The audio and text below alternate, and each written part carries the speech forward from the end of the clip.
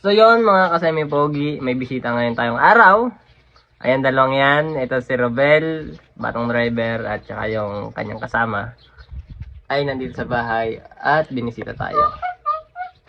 So yan ngayon, ito kasi si Robel. Dati tong bakla. ngayon,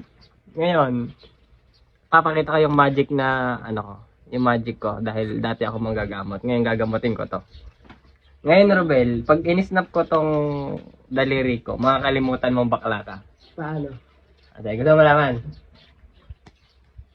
Kalimutan mo ng bakla ka. Oo.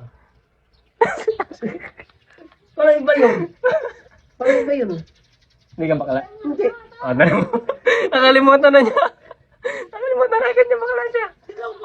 Guys, bakla ba ako? Comment nyo nga. Comment nyo kung bakla ako. Wala na, nakalimutan na niya. Eh, may magpapatunay, mag-comment nga kayo. Sige, babay ka na. Bye-bye.